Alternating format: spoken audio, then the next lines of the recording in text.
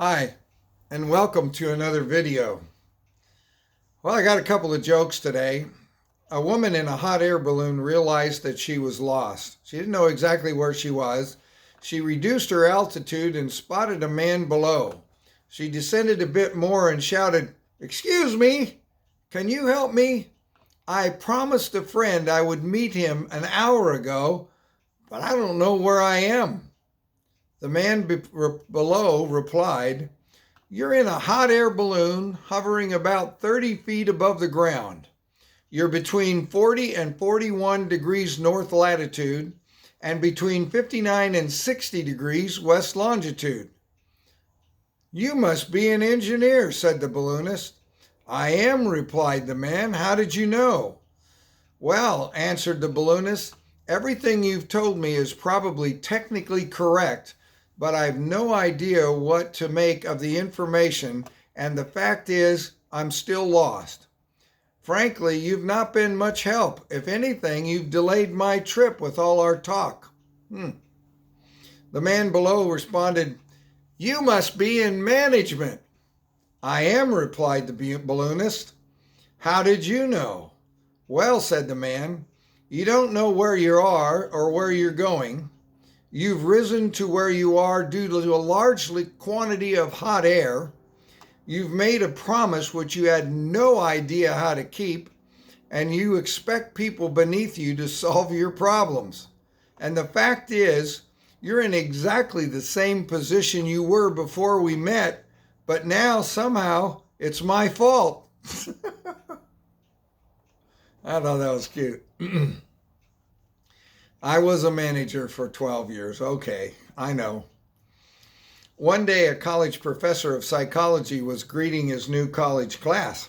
He stood up in front of the class and said, "Would everyone who thinks he or she is stupid please stand up?" A lot of silence.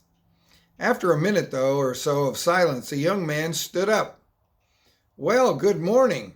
So you actually think you're a moron?" the professor asked. Kid replied, "No, sir. Just didn't want to see you standing there all by yourself." Did you know that Jesus prayed for you? He prayed for you just before his trial and his death. He did it in hopes that you would believe his message and that of his disciples. I would encourage you to read at least once in a while John chapter 17, where Jesus prays for himself, his disciples, and for the future believers, us.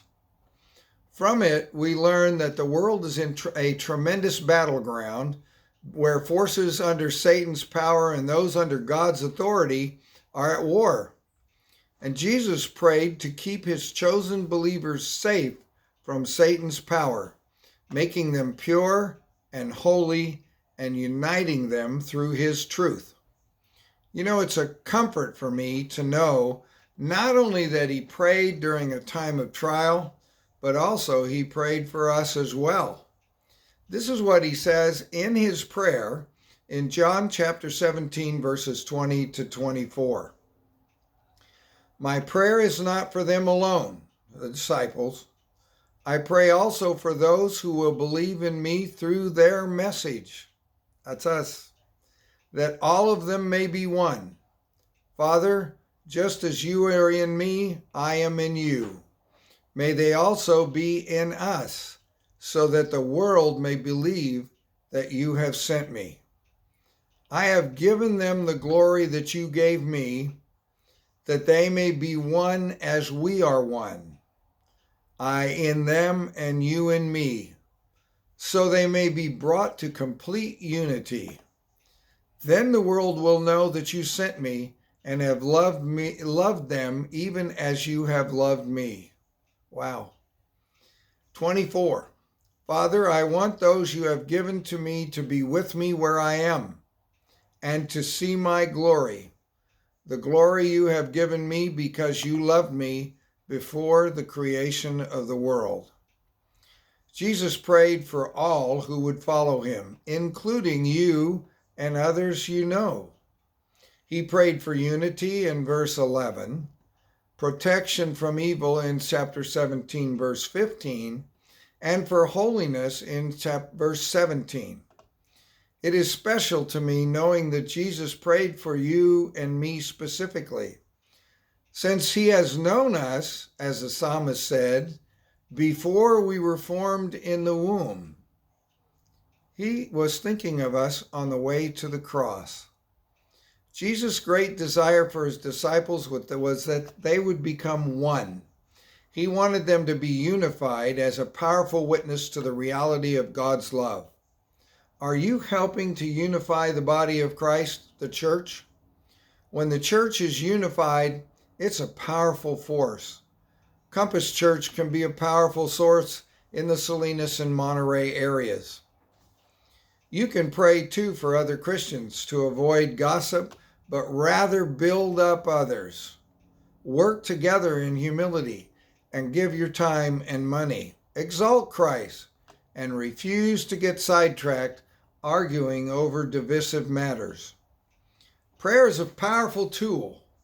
As followers of Christ, we should pray to be delivered from these trying times and for the deliverance from the evil one and his deceit. Jesus prayed that he had made the Father known to his disciples and now to us. He wanted the Father's love, that love the Father had for Jesus, that it may be in them and in us, and that Jesus would dwell in his disciples and in us. Can you imagine? Jesus is going to his death and not praying for himself, but he's praying for his disciples and us, for unity, and that the Father's love would be in us, and that we would know it. He was thinking about his reason for being on earth, but he was also thinking of us. That is very powerful. Think about it. To have Jesus dwell in us and be with us, and that the love the Father had for Jesus be in us as well. No matter what you're going through, Jesus is there, and he has promised to be with you. Call on him, and he will be there in your time of need. Information. We got a Boomer and Pacesetter combined event coming up July 30th at 3 p.m. We'll have some fun, some fellowship, and a barbecue, and Josh Johnson will talk about the Compass Youth Program. Our services continue on Sunday in person at Main Street at 9 and at 10:30. We also have a service at Marina at 10 a.m. with a traditional service at Padre at 10:30 a.m., choir singing this week, and an evening service at 6:30 p.m.